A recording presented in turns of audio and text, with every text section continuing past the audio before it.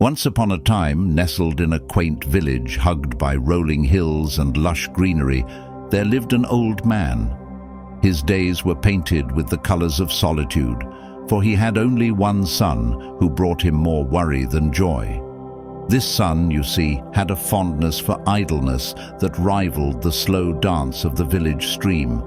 While other youths toiled in the fields or apprenticed with craftsmen, this son found solace in the company of his friends, drifting through the village like a cloud in the summer sky. His hands knew no labor, his pockets no coin, earned from honest work. The old man, troubled by the aimlessness of his son, sought to impart a lesson that would steer his heart and set his feet on the path of purpose. With a gleam in his eye and resolve in his heart, he called his son forth and entrusted him with a task. "Go," said the old man, his voice carrying the weight of wisdom earned through years of living. "Retrieve the watch from the cupboard." The boy, eager to please his father and perhaps curious of the task ahead, obeyed without question. With careful hands, he retrieved the watch from its resting place and presented it to his father. But the task was not yet complete.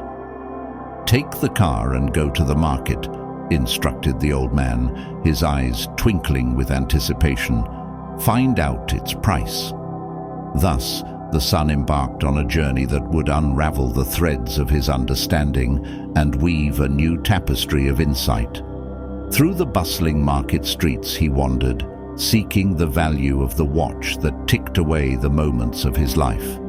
Shop after shop, vendor after vendor, he inquired about the price of the watch. Yet, amidst the clamor of commerce, he found no consensus.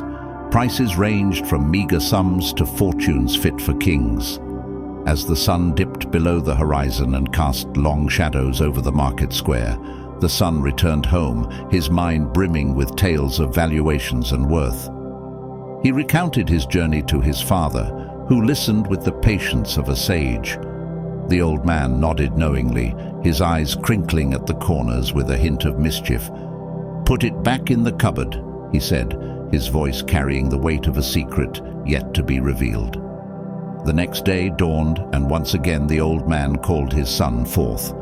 "Today," he said, his words dancing like butterflies on the breeze, "you shall seek not the price of the watch, but the time it tells."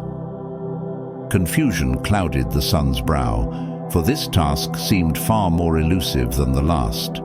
Nevertheless, he set out with determination, his steps heavy with the burden of uncertainty.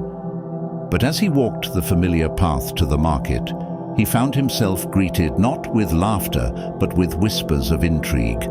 Curious gazes followed his every move, as if sensing the weight of his quest.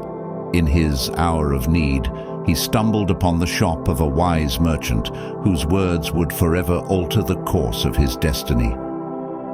With kindness in his eyes and wisdom in his heart, the merchant spoke of the priceless nature of time, of its fleeting nature and infinite value. And so the son returned home not with answers, but with a newfound understanding that would guide him through the tapestry of his days.